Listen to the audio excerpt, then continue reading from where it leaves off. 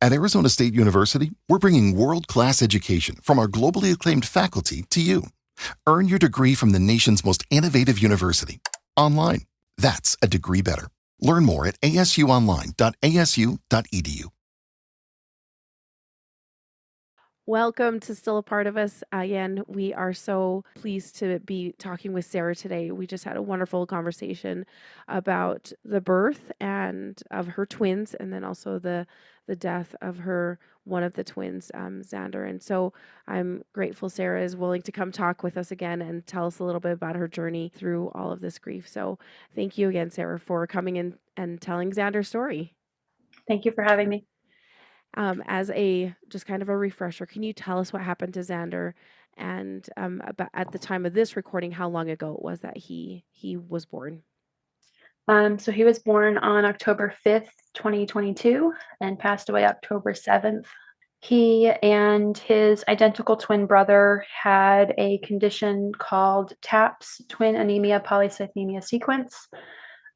It was completely missed by our medical team until we were at 27 weeks. And at that point, he was in stage 4, which is heart failure.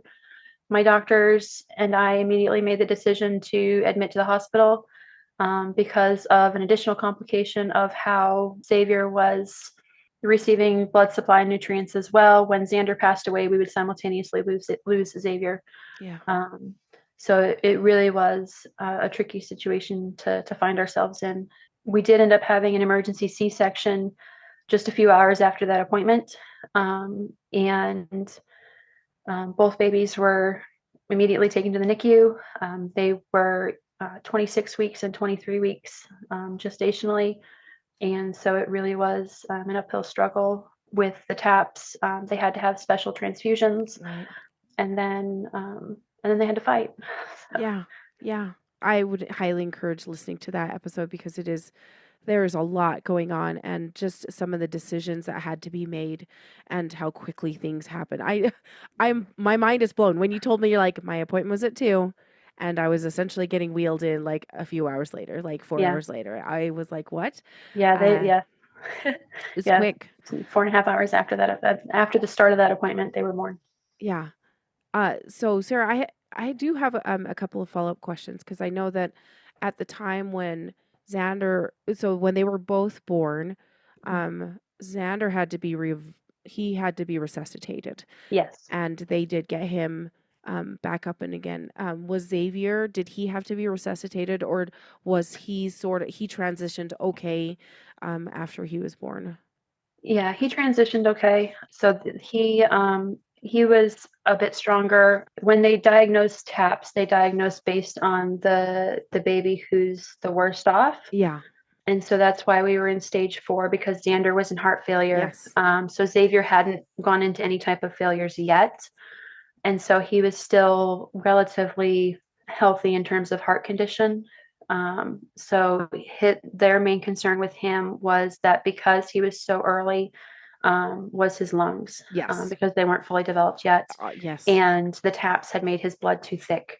So he had to go through several transfusions in order to thin out his blood. Yeah, because that can tax the organs as well. Like, right. Whether it's you don't have enough red blood cells or too many. So yeah. And so one of the things that I like to talk about after, kind of right after you lost Xander, and then also dealing with essentially NICU visits for a long time. Because if I'm not mistaken, Xavier was there for what, 3-ish months? Yeah, 81 days. 81 days. So 81 days. Yeah, he was born October 5th. We brought him home on Christmas Eve. Oh my gosh. So I kind of right around when he was going, you guys were going to get induced, right? We were going to get induced December 16th. Yeah. Okay. So you guys were there. There was a lot of juggling, and also I just am so. I would love for you to talk about what your grief looks like in those first few months because it feels really complicated. Like it feels so complicated. You have 3 other boys. You have your husband. You have a full-time job, and I mean, obviously, you're probably on maternity leave at this time. But can you talk about how you were handling that? Yeah, how you were handling your grief those first few months with all of these complications. Yeah, it was really, really hard. My parents were with us for the first 2 weeks after Good. after the boys were born. So, I could really rely on my mom a lot, who, in and of themselves, my parents were also grieving the loss of their grandchild. Yeah. But my mom was a really big help and my dad was a really big help. My sister came for a week. So it was good to have them help with like the household stuff. Yes. And so I didn't have to worry about dishes or cooking dinner or anything like that. I kind of focus on myself and the kids, and my husband.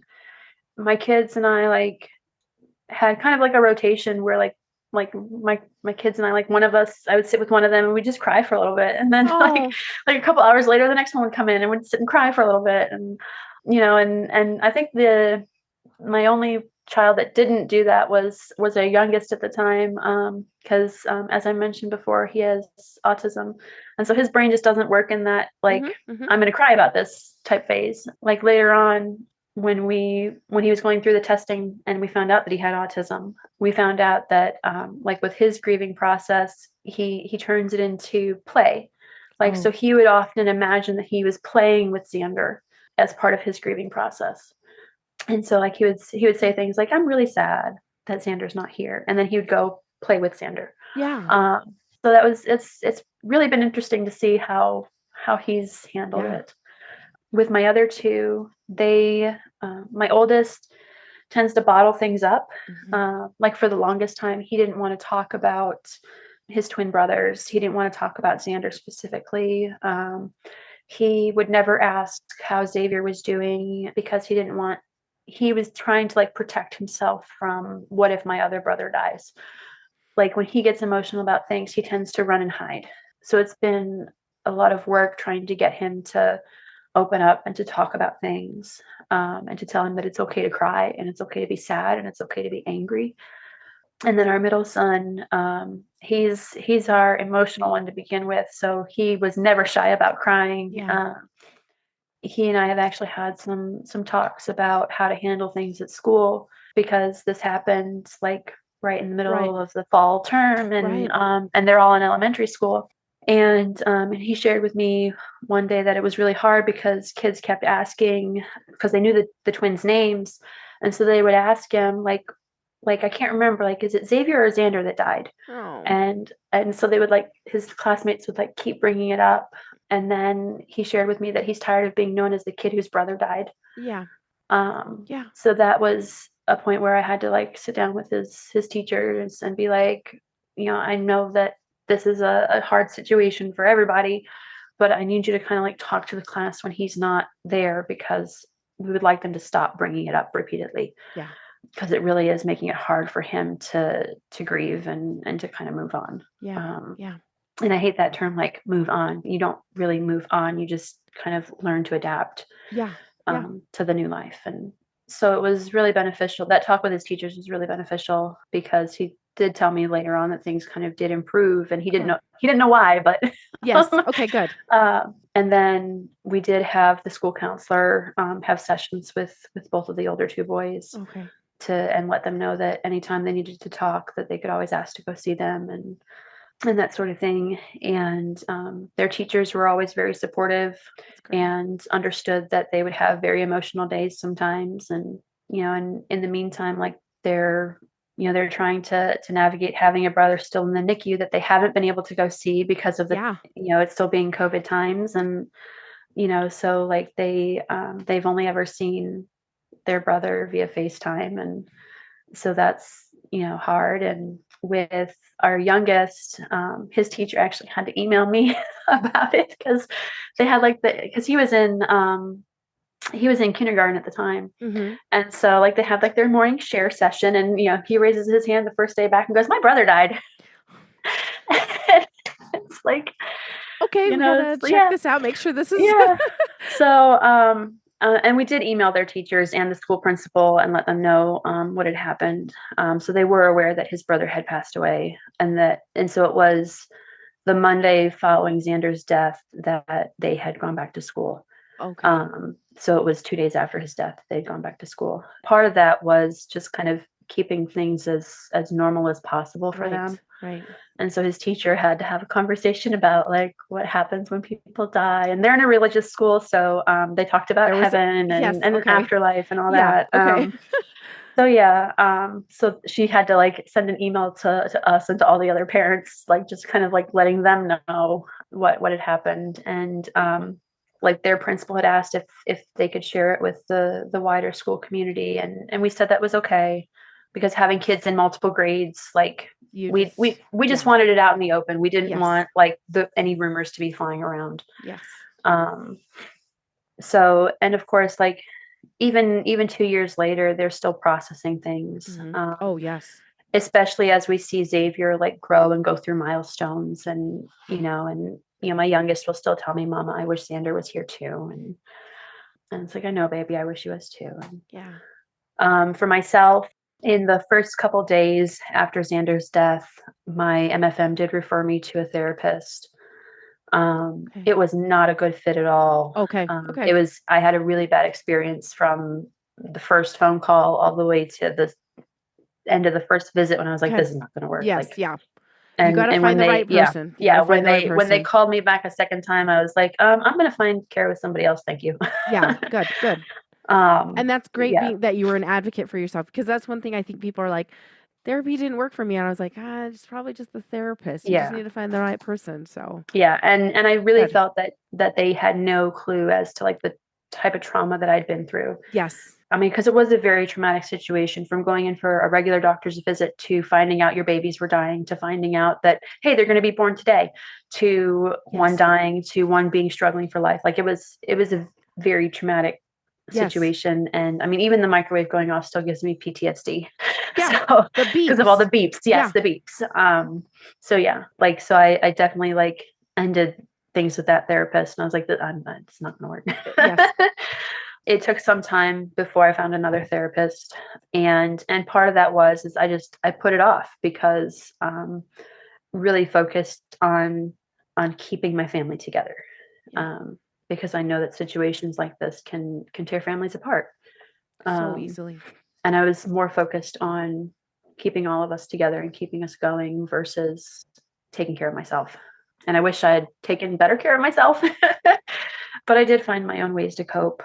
I spent as much time as I could in the NICU with Xavier, and every time that he would, do something, or like the first time we heard him cry, like I got really emotional. Yes. And of course the nurses are like, it's okay, he's not hurt or anything, because they thought that we thought he was hurting. Right. I was like, no, this is good. This is the first time I've ever heard him cry. And this was like 2 months after he was born. Yeah. And so it was like, just kind of like every time he would go through these milestones, kind of thinking, okay, Xander would be doing this too. And some of the other things that I did was, once my doctor cleared me physically, I started running again. I had been a runner prior to their birth, doing everything from 5Ks up to half marathons. And I was actually supposed to run a 19.6-mile race or something like that, while 8 months pregnant. Oh my goodness. My doctor was like, you probably shouldn't. So I did back out of that race before they were born. But while I was still pregnant, I'd signed up for a race the following April, at a half marathon distance. Oh, okay. And when they were born so early, and then going through all the things that I had to go through for physical healing, like, I guess the type of C-section that I had was a different type of incision. So like I had like a longer recovery time in terms of like physical limitations.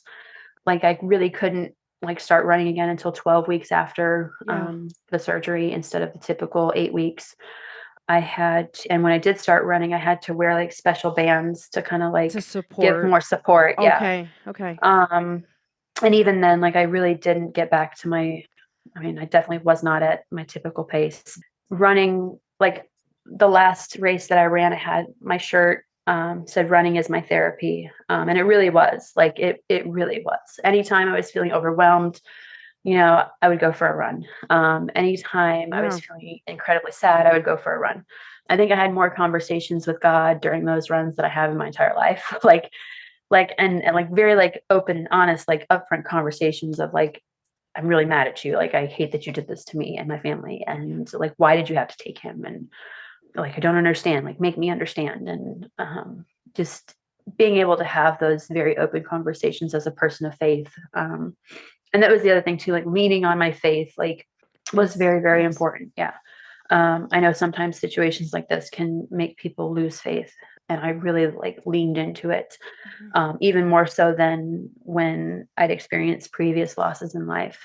So that was kind of a comfort and kind of helps me get through every day knowing that I'm going to see him again. Every race that I've run since Xander's passing has been in memory of him. On the back of my shirt, I put this little saying that says, "In memory of Xander," and then it has his date of birth, his date of death, and then it says, I have a pair of twins kind of like snuggled together. Yeah. And then one of the twins has wings. And the slogan underneath that says, "Not all twins walk side by side. Sometimes one has wings to fly." And then I have the hashtag TAPS is silent and a little QR code, so that if people ever feel it, ask questions, I can tell them to just scan the code, and that takes them right to the foundation's website, where they can learn about TAPS and about what it is and how like certain things need to happen in order for it to be detected.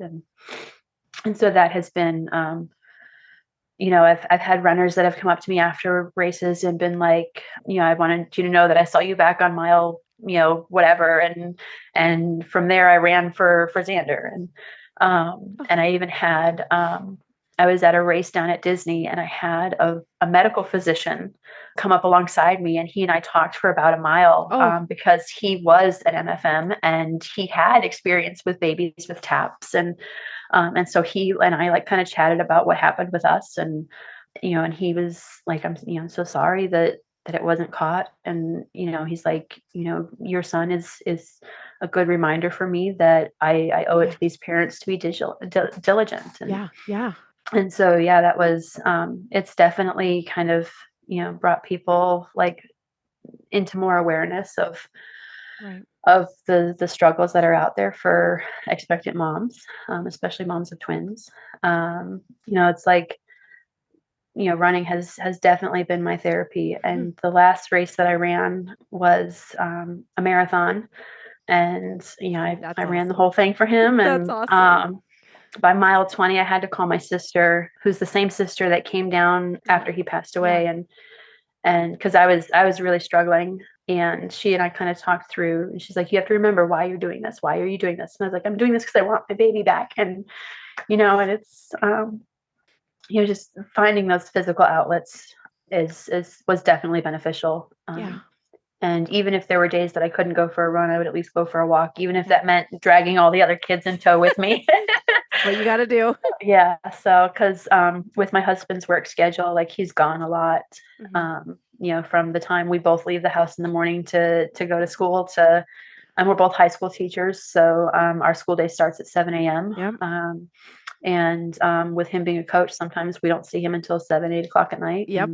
With those games and stuff, he's busy. And if it's a game on the road, our area is so sparse that sometimes those games are 3 hours away. And, yeah. So it's definitely been, I've relied a lot on being able to do physical things in order to kind of go through the grieving process. And there's something so nice. I have found that running is excellent as well. It feels like you can kind of pound out your anger on the pavement. I don't know what the deal is, but it feels very therapeutic to do that. I mean, but then also there's times when it's just nice to be outside in nature. And so I totally agree with you. I think that's cool that you've done that, and you've brought some awareness that way as well. How about your husband? How have you dealt with the loss? And then also kind of, I feel like there's like some reconciliation that needs to happen in regards to, okay, we have a living child and his brother didn't make it. And so how have you guys dealt with it as a couple? And then maybe how your husband has dealt with it just kind of separately. It's been a struggle for us. And like, he's very old school and has a lot of cultural, nuances as well, that it's kind of like men don't go to therapy, men don't show their emotions, that sort of thing. He grew up in a military household, so it was very much like Like you're not going to break down. You're going to stay steady. And it's been a real struggle for him. A lot of times I had to tell him, like, it's okay. Like, you can, like, I'll hold you. You can break down. And on the instances that he's done that, I sometimes feel like bad that I haven't like cried with him in those moments. But at the same time, it's like usually I've done my crying like alone. And I don't have any tears left at that point. Yes. With that, it's been a lot of like just trying to like how are you feeling today? And I can always tell when he's stressed and when he's carrying, extra weight in terms of like emotional weight. There are times that I feel so helpless because it's like I want to be able to help him, and but I can't force him to go to therapy. Like I can't force him to talk to somebody. And the difficult situation is like we don't know anybody who's experienced what we've experienced. Yes. It's very unique. Yeah, like I had one friend who, and I reached out to him immediately afterwards. His situation was he and his wife were pregnant with twins and then had a disappearing twin. And then, so they had to grieve that loss. And then their surviving twin was stillborn at 39 weeks. Oh my gosh. Are you So serious? it was a double loss for them. And so like, I reached out to him and I was like, I don't know how to navigate this. Like, what did you and Robin do? Like, how did you guys handle like people talking to you in this way? And like, it was really, really hard with my mother-in-law because like some of the things that she would say were just very insensitive. Mm-hmm. And again, that's part of like the cultural aspect of the culture that they come from. Mm-hmm. So like I had that benefit of having somebody to reach out to, but my husband didn't. And so then he also had these, these pressures of his family's culture and like how he's supposed to respond. And right. A lot of times what he would do is he would just go cut the grass.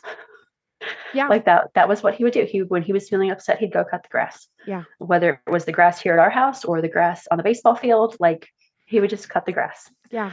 And he would do it for hours, like hours. So it's really been a struggle.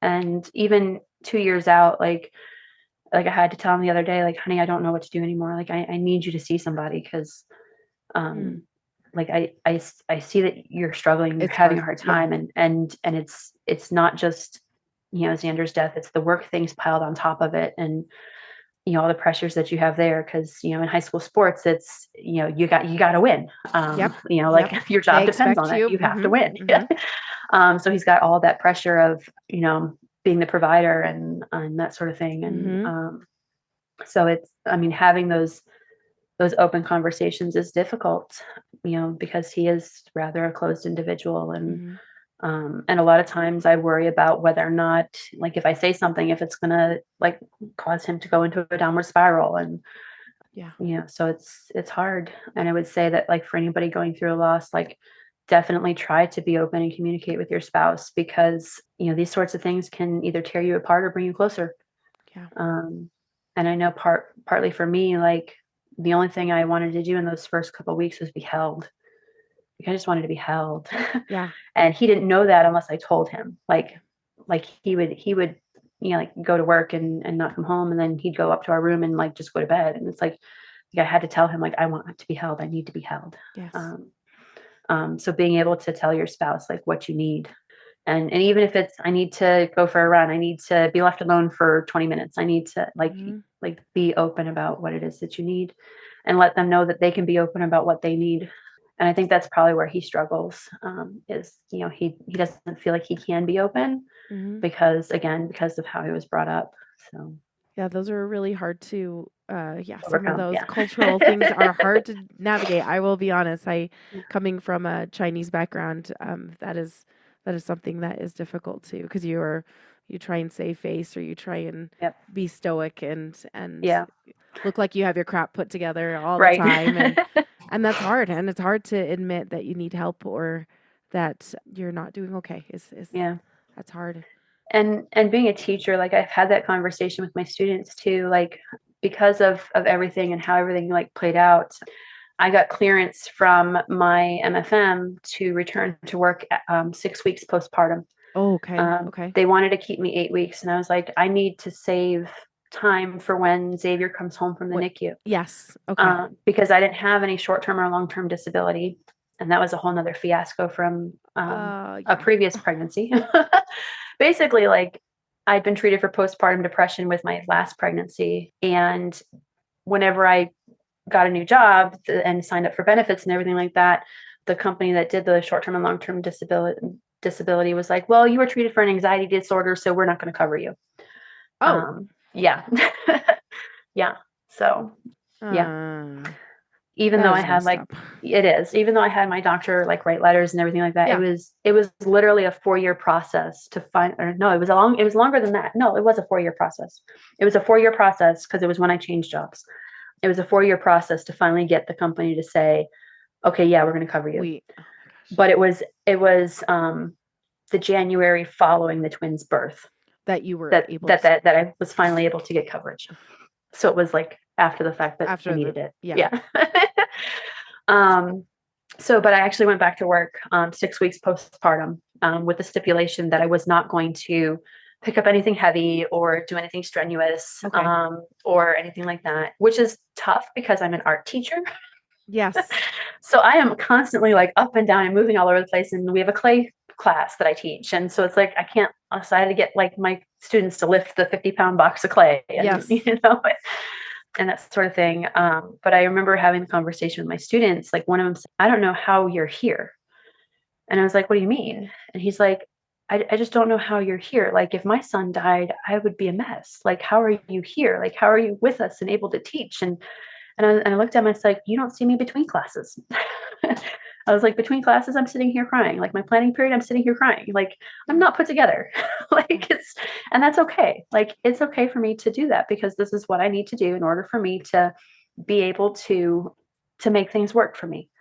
Like, I enjoy being with you guys. What am I going to do otherwise? I'm going to sit at home in an empty house. Like, it's good for me to be here with you. Are there hard days? Yes. Are there hard moments? Yes. But I want to be here with you guys. And then when Xavier did come home from the NICU, I was able to take the rest of my maternity leave. Okay, good. So that was beneficial. So I had 6 weeks home with him. But yeah, like having those conversations and being open with anybody that asked. Like, I had a friend that would text me almost daily and be like, how are you doing today? And just being able to tell her truthfully, like, I'm struggling, or I hate today, or I want to start over, or I just want to stay in bed. And that was the hardest thing about having other children is like, I have to get out of bed in the morning. I have to like feed them. I have to, so I will say that like my other kids kept me going. I was put on an antidepressant for a while, and there were days that I wanted to follow Xander. Like I wanted to go see him right now. And I knew that I couldn't do that because my kids and my husband needed me. Yeah. So I will say that they really did keep me going, and they're the reason that I do still go. That I am keeping going. Yep. Yeah. So the help that you need, there's no time limit on it. I still see a therapist. We're 2.5 years out. So I did an art therapy session where like I went to like a small group session where we made art, but like we went around and shared about the loss that we'd experienced. And there was everybody there, from people who'd experienced the loss of a parent to the loss of a sibling to the loss of a good friend, the loss of an older child. And we learned about color symbolisms, and which I'd already known being an art teacher, but we made artwork based on what we were feeling, and we used colors to represent that, and we used like symbolic imagery, and then we shared about what each thing meant to us, and that was really helpful. That sounds cool. Yeah, it was. And I actually have it hanging, like the painting that I made, I have it hanging above my desk here at home. For my husband and I, for our relationship, and to help him too, we found a ministry called Redbird Ministries. And one of my friends who had lost her 22-year-old daughter to cancer put it on my radar. And it's because it's a ministry that she was very active in. And so she brought it to me as a possibility of like, this is something that you and your husband can do. It was a weekend retreat for couples Okay. who'd experienced the loss of a child. At first, I asked my husband, I was like, if I can get a scholarship for this, because they had scholarships available, can we do gotcha. this? Like, would you do this with me? And, he gave me the silent response. Like he didn't say anything. And Okay. then, I was like, okay, well, maybe think about it and let me know. Yeah. And, as time went on, it was, still silence. And then I was like, you know what? I'm just going to apply for the scholarship. We'll see what happens. And we got a scholarship, cover the majority of the cost. And I told him, I was like, we got a scholarship. We're going, clear your weekend. So there. Yes. So, and we have the type of relationship to where like, I never tell him what to do. I always like ask him like, can we do this, or would you like to do this, or things like that. I never tell him like we're doing this. So for me to tell him we're doing this, he like, knew that it was important and that it was big. Okay. And that weekend was really beneficial for us.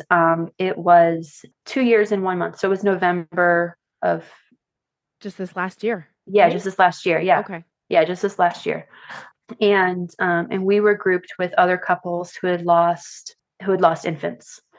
And so that was one of the nice things about the ministry is like they have all of these couples that are there, and they group you into different sessions based on the age of your child at their time of their death. So we were grouped with about 6 other sets of parents that had all experienced either stillbirth or infant loss, or the loss of a very young child. And so that was helpful for us to see that, we're not the only ones out there. And it was a faith-based retreat. So it really helped us kind of like dig into our faith even deeper, in regards to like experiencing our loss through our faith. And I want to say that it was helpful for the other couples that were there, because a lot of those couples were very fresh in their grief, like within the year.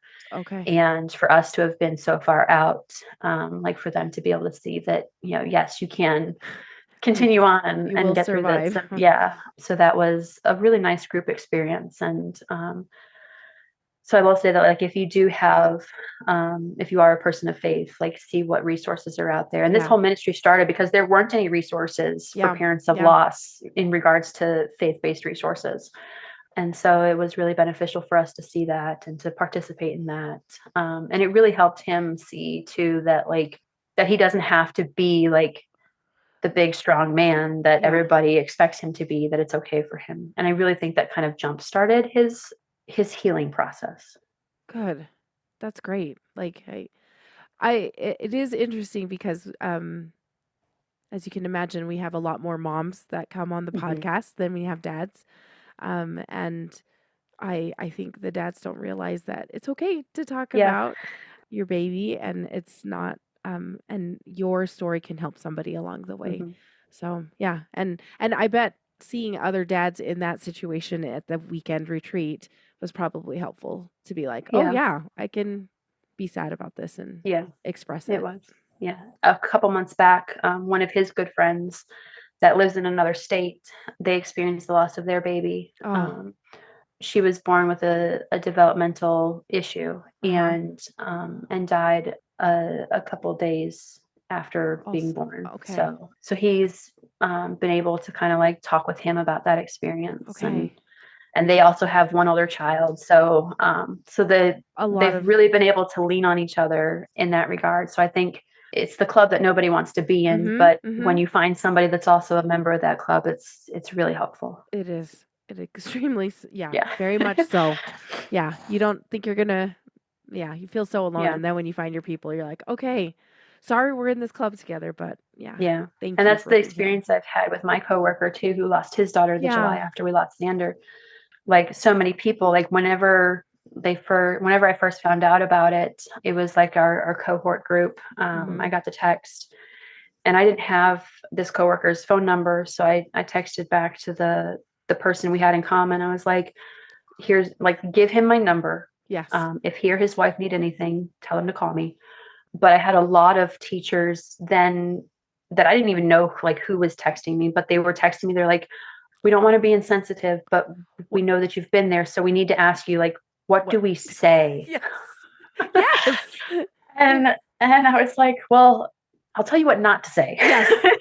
Don't say those things. And then, so, so yeah, that was, so like for any family members who are experiencing a family member who's gone through a loss, like there are some things that you may be well-intended, but it really hurts. It really does. And you definitely need to be aware of those things. And I will say that like anybody who is experiencing loss and has had those things said to them, the biggest thing to remember is that they're not said with the intention to hurt you. No. Yeah. Not one bit. And that's one thing I think people realize. I always think it's kind of funny because you're just like, I've been there, right? Yeah. Before you have a major loss, you're just like, I don't know what to say. Okay, I'm going to say this thing because I think I've heard other people say it. And then you realize after you had a loss, you're like, oh, not the best thing to say. Not the best thing to say at all. So yeah, like the whole they're in a better place. Don't use that one. No. Don't use that one. No mom feels like no matter what the mom believes in afterlife, the mom will never believe that a better place is not in her arms. Yes. Yeah. And you raising them and taking care of them and everything. Why don't we actually go with that? So what things did you suggest to them about what could you say that, or something you could do that is nice and kind and caring and helpful after a loss? Yeah. So the biggest thing is to think in terms of like random acts of kindness. And when I say that, like do an impromptu like grocery drop for them. Like if like you can like call them or text them and be like, hey, I'm at the grocery store. What do you need me to pick up? And if they say, oh, well, you don't have to do that, just be adamant and be like, no, what do you need me to pick up? Like, is there anything that you're out of or running low on? Like, I'm going to pick it up for you and I'm going to bring it to you. Like we had a lot of friends from out of state who would like DoorDash us dinner. Yeah. Which was really helpful. And then we had another friend of mine that set up a meal train. And then we had my kids' school set up a meal train after that one ran out. Oh, really? Yeah. So kind. think in terms of random acts of kindness. I know for my coworker, one of the things that he said that I did afterwards that was really beneficial was I gifted him a journal with his daughter's name on the front. And I told him that like one of the things that I've done with all of my losses, even my miscarriages, was that I would write letters to the baby in the journal. And so like I told him, I was like this is, something for me to give to you to kind of help with, because I know sometimes it's hard to express those thoughts in words, but it's easier to write them than to speak them. So that, was beneficial both for myself and for him. And I gave him two, so that one for his wife as well. Like just with, those little things, like if it's something that, would remind the parents of a sweet moment, if they're like, for example, we had a time in the hospital where we had a couple of friends come in. And so when the friends later on, they saw like around Christmas time, they saw an ornament with Xander's name on it. And so they bought it and they sent it to us. That is cool. So like just little things like that, things like on the baby's birthday, like tell the parents like happy birthday for, your baby. So because that's the biggest thing for parents, especially with parents who have lost an infant or lost a baby during stillbirth, is like the hardest thing is like, do other people remember that they exist? Yeah. So that's the biggest thing. And I know that was really, really hard for us because I honestly think my husband's mother is like early signs of dementia because we were celebrating Xavier's birthday and we had FaceTimed her and she's like, what are you doing? We're like, oh, we're going to sing happy birthday to Xavier. She's like, oh, it's his birthday. And then we had like a little cupcake on the side for Xander. And we'd mentioned like, and she asked, oh, are you going to eat the cupcake? We're like, no, that's Xander's. And she goes, who's Xander? So it was like, yeah. Like, I was like, I can't believe you just asked that question. Yeah. But yeah, so it's, and I remember being very upset about that and kind of confiding in my family about it. And my sister had to remind me, like, she's probably, because she's much older. She's like, she's probably going a little bit. And I was like, yeah, you're probably right. I shouldn't be upset. But yeah, it's definitely hard navigating, what to say, what not to say. And totally. And especially like having other children too, like with us having older children and with us having all boys, a lot of the comments that we would get from random strangers would be like, oh, you got 4 boys, one more and you'll have a basketball team. With them not knowing that we'd lost that one more. Yeah. Like, we did have a basketball team. Yeah. And a lot of times we would just kind of like smile and nod. But there was one time, like, it had been like the 5th or 6th person, like within the day, to say that to us. And I was like, this is enough. Like, and I felt so bad afterwards, but I turned to them and I was like, we did have a basketball team. He died. And then, they just like went stark. And I was like, and that's the other thing too. Like, yeah. Like if you don't know a family situation, like don't make like random comments about the family itself. Like, I mean, having gone through all of my previous losses, like I never ask a parent like, oh, when do you expect to have kids? And because people ask me that all the time after our first loss, and they didn't know that we lost a baby. Yeah. So it's like, and then now with having our boys, it's like, oh, you're gonna try for the girl? Well, no, we weren't trying for the last one, but yep. So it's mind your business. Yes. And that's it's such a tricky situation, because that's like the default cultural norm to ask about children. And you're like, do you understand how loaded that question is, like, in general, for a lot of people, like fertility issues, losses, all these other things. So yeah, it's a tricky one. So I usually recommend not asking about that kind of stuff. So and that's another thing too, like even after a parent, like if a parent has lost a child, like don't ask them, even if it's down the road, like don't ask them, oh well, have you thought about when you're going to try again? It's like, don't ask that question. No, because they have probably thought about it a lot and anguished over it, and so it is not that is not one to kind of broach. That's not your business. So especially if it was a traumatic loss, like they don't like, some parents don't want to open that box quite yet. Yeah. Well, and I'm just reminded of when you were talking about supporting your older son, where he was feeling like sad and mad and all these things, but then also he's got this, like, he's scared that he's going to lose his other brother. And there's that factor of just, you're kind of protecting yourself. You're trying to protect your psyche from, like, there's too many things that I could lose. And so sometimes you don't get attached because you're trying to protect yourself. And so and like I really struggled with that, with Xavier being in the NICU still. Was like, I wanted to be there with him all the time, but at the same time I knew I had my other children. And there were days when, like, I couldn't be there because just all of the beeping and it was too hard. Like there were times, like when I remember one of the nurses, she's like, why don't you go down to the cafeteria for a little bit? Because she could see that I was getting, like, really anxious. And one of the other things that they did for us too was, when a space opened up in the opposite wing of the NICU, they had Xavier moved over there so that we weren't right there in the spot where Xander had passed away. Gotcha. Okay.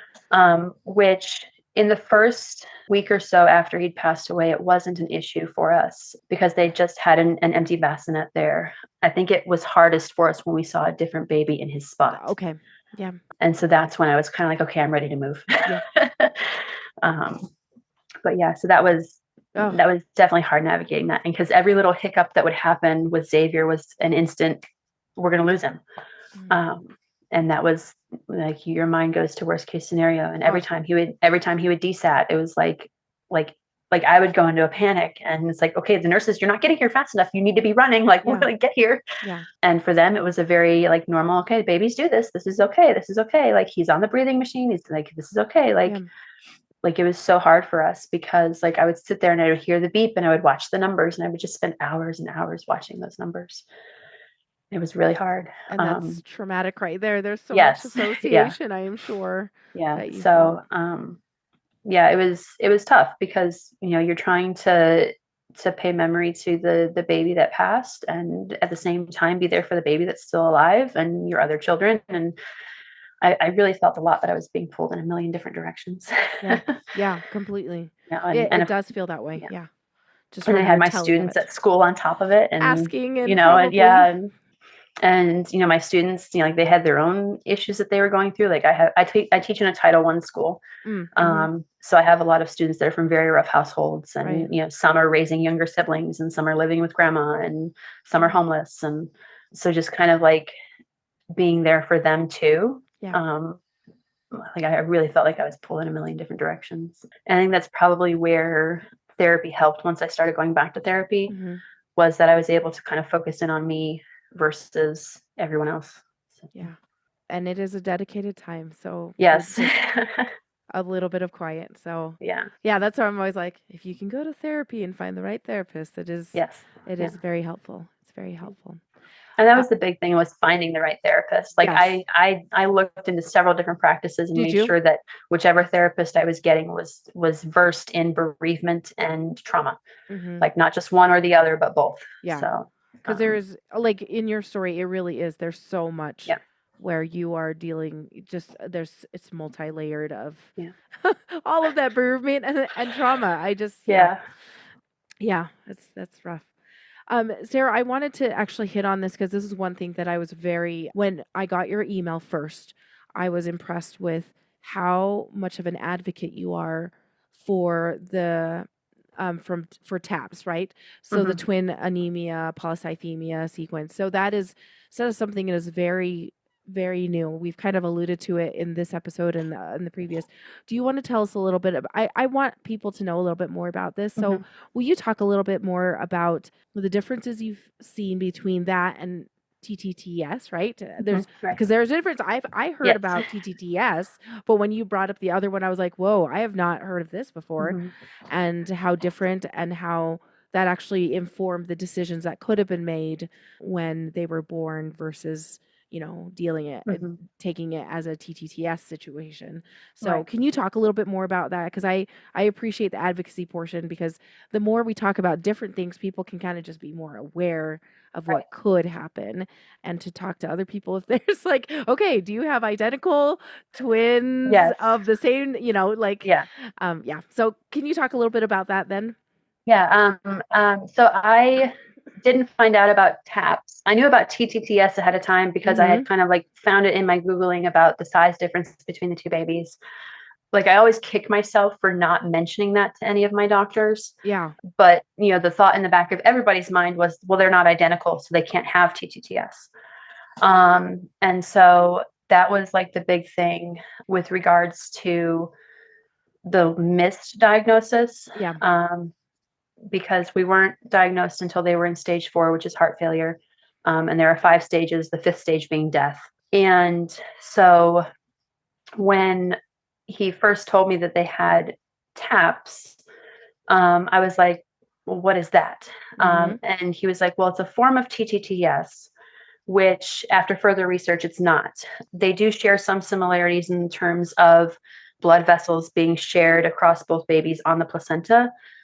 But with TTTS, it's an unequal sharing of fluids total. Yes. And whereas with TAPS, it's an unequal sharing of just the red blood vessels. So one baby becomes severely anemic, and the other baby is polycythemic, and I think that's what it's called, Yeah. where their blood is too thick. Yeah. And so one baby is not getting enough nutrients, not getting enough oxygen, and therefore can't grow and develop on pace. And then the other baby is getting too much. Their heart is having to work a little bit extra. Their organs are having to work a little bit extra. Mhm. And it really is a cocktail for disaster. Yeah. Many babies who are born with a TAPS diagnosis that has been missed until the babies are born are kind of like in limbo as to whether or not they're going to survive if they don't get the right medical treatments. Okay. And so for a baby that's born with TTTS that has not been resolved in utero, it usually involves specific transfusions of like whole blood. Whereas a baby that's born with TAPS, if they get a transfusion of whole blood, it could kill them. Yes. So with the TAPS babies, they have to determine which one is anemic, which one is polycythemic. So which one is going to get the very specialized solutions to thin their blood, which one is going to get the transfusions of just red blood cells. And they have to get enough transfusions to balance things out. Yeah. So Xavier, with his blood being too thick, he got 2 transfusions to dilute it. Mhm. And with Xander being severely anemic, he had 4 transfusions of red blood cells, which is not typical at all. Normally they only need 1 or 2. Yeah. Well, and then his heart was so Right. His heart was so weak. Yeah. yeah, and it just wasn't enough Yeah. help. So, and the other thing that I thought was interesting, and which it does make sense, where you could tell like the pallor of their skin was Yeah. very evident of which one was anemic and which one is the one Right. that had too many red blood cells. So Right. that was an interesting Yeah. fact. And so with TAPS, like in the past, they've kind of looped it in with TTTS, and they're only recently just realizing that they are two very different medical conditions and need to be separated. And it can happen to where twins with TTTS can develop TAPS either before laser surgery, which is called spontaneous TAPS when it develops on its own, or after the in utero laser surgery to separate the blood vessels on the placenta. TAPS can develop as a result of that surgery. Oh, okay. So, so even with the babies that have TTTS and go through those surgeries, which are considered to be still pioneering because they've only been around since the 1980s. Like I sit there and I'm like, wow, like I'm as old as this medical diagnosis. Like, it's like it's so like new in terms of medical acknowledgement for the families that are going through this. Like, there's still a lot of high risk factors. The in utero options are not guarantees of cures. They're considered treatments. For that reason alone, a lot of medical professionals won't even consider them as options, which one of the MFMs that I was with, that's kind of what he was hinting at when we were receiving information about TAPS in general. He's like, well, they're still pioneering. They wouldn't have been options for you anyway, which finding out in hindsight, that was a total falsehood. We would have had the option of an intrautero transfusion at stage 3. Okay. So yeah, it's one of those things to where like, and it's one of those things where like my hospital wouldn't have been able to do it. We would have had to fly up to like Johns Hopkins. Yes. Okay. But it would have been an option for us had they caught it sooner. Gotcha. So.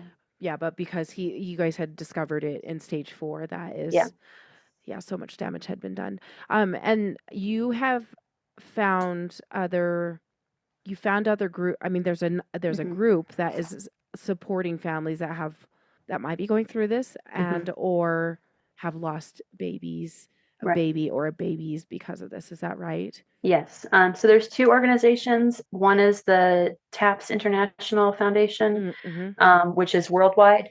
Their organizers are based in the Netherlands, I believe. I could be wrong on that, but they really are adamant about worldwide advocacy. Because it isn't something that just happens, here in the States. It happens to mothers and babies all over the world. And it's funny because like one of the conversations that I've had with some of the ladies on there, like we've gone back and there's a painting that hangs in a Germanic state. I can't remember which one it is, but it's a painting of 2 twin babies. One is white and one is red. And so that is the first documented anything we have about babies with TAPS. Whoa. And so this was like back like Renaissance era. So it has been around a long time. And even if you're a Christian and you look at the Bible and the story of Jacob and Esau, one is born with red as it comes out. So there's another, it's like, whoa, that could have been TAPS. Like, so it's, and it's interesting because I've met a lot of people through my advocacy. The other foundation that's here at stateside is the TTTS Foundation, and they kind of advocate also for TAPS and Seeger, which is a growth restriction, and other things that affect twins. And in conversations that I've had with people there, they've been able to share like icons and stuff like that you can post to Facebook and to kind of advocate for awareness. And whenever I've done that on like TAPS International Day or TAPS Awareness Day, I actually had a friend from college who reached out to me and she's like, wait a minute, so you mean to tell me? And it turns out her babies had TAPS and she was never diagnosed with it. Her babies were born via emergency C-section at 38 weeks. They were monochorionic girls. One was severely anemic, and the reason that they delivered them early was because my friend had preeclampsia, and so they needed to deliver the babies early. They had no idea that the babies had TAPS. Oh my gosh. Yeah, and that was 4 years ago. So it's like, yeah. Oh my gosh. So the routines that are available to medical professionals for this early detection are not being done. Yes. Across the board. It's not just like one practice or another. It's across the board. And that's why whenever I do find out that a mom is having twins, then you just, the first thing I tell them is make sure your doctor does MCA Dopplers at every single visit.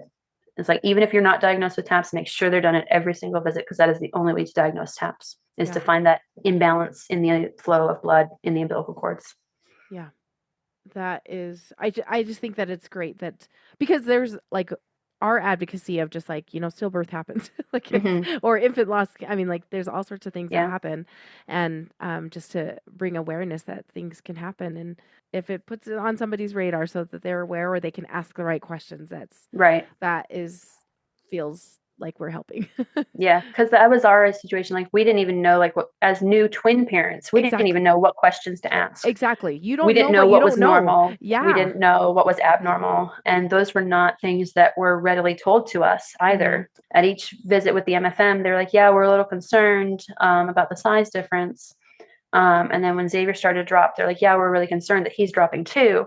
But they never looked into it. We never thought to ask, like, well, what could be wrong? Like, like we didn't know. And that's the biggest thing for parents of expectant twins, is like, ask questions. Like, no question is too simple. No question is wrong. Ask the questions. And if you don't know what questions to ask, you can find a group on Facebook about, like, twin pregnancies and what questions should I be asking? Like, you will get a whole bunch of responses as to what questions should I be asking. Yeah. And that's one of the things that I've kind of done too, is like, even though I only have one surviving twin, I'm still a part of those twin groups on Facebook, like the MODI groups and the MOMO groups. Yeah. Because, like, whenever, like, I want to be able to tell moms, like, make sure your doctor is doing this, make sure you're asking this question. If I had a mom who the other day was like, yeah, my babies are measuring small, and I was like, make sure your doctor does this if they haven't done it already. Okay. Because I don't want other parents to go through what we went through and be blindsided by. Exactly. We were completely blindsided. For people to know about it, to know that it exists, is the first step in a healthy outcome. Yeah. Yeah, exactly. Sarah, this has been a wonderful conversation. I've really appreciated all your insight, and it's been like, I appreciate how well spoken you are, especially about this, because really, you just, when you become an advocate, you realize you're like, I need to be able to, like, tell people this very important information very quickly. And so I appreciate you speaking so well about that. And so thank you so much again for sharing all about Xander, and also about Xavier too, like, just trying to help us understand this a lot better. And I'm so sorry for your loss again. Is there any last little bit of advice or anything that you wanted to share before we closed up today? I will say that, like, I know that there are some parents out there who have lost both of their twins. And for us in our situation, they look at us and go, well, at least you have one baby. And so I know that we're very fortunate in that regard. But I also know that, we look to other people and be like, oh, you have two babies, and, or you didn't experience any of this and you had a healthy, happy pregnancy. And there were times that I had to pull myself out of NICU groups on social media, because just the mothers going back and forth about, oh, my baby's doing this, my baby's doing that. Like, it was too hard, because I was like, I should have two babies doing this. Yeah. So my last piece of advice would be to know when to take a step back. Know when to pull yourself out of certain groups or certain situations or even certain conversations. And the biggest thing is to be patient with yourself. And the biggest thing to remember too is that grief is not linear.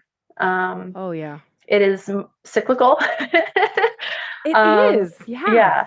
Like I said, we're 2.5 years out, and there's still good days and bad days. Like, I still cry on the way to work sometimes, and or Xavier will do something and it triggers me, like, we should have this too. And holidays are really hard, because we brought Xavier home on Christmas Eve, and that's always a hard point, because we should have brought two babies home on Christmas Eve. So the biggest thing again is, be okay with taking a step back, be okay with pulling yourself out of certain conversations, situations, and take it day by day and minute by minute if that's what you need. Yeah. This grief journey is not easy and surprising. It's very sneaky sometimes. Yeah. Yeah. And if you can, I know it's hard to want to find somebody else that's in the same experiences, but it really is helpful to have that person to talk to, and to be there like for each other as kind of a person to lean on. Yeah, it is. Yes, I say amen to that one, because it really makes a huge difference when you found like there's people that can really understand you. And so, Sarah, thank you again for your time today, and thank you for your advice and your telling us a little bit more about what's happening, and your heart. Like, it feels like you've just poured your heart to us, and Yeah. I thank you for that. So thank you again. Yeah. Thank you. And that's a big thing too. Like I've learned over the years is don't shy away from the conversations. Yeah. Yes. Like talking about it helps. And even if people don't want to hear about it, or if it seems to make other people uncomfortable, that's okay. Let them be uncomfortable. Yeah. There's a lot of uncomfortable things in Yes. this life, and so Yes. yep, exactly. Oh, thank you again, Sarah. Thank you.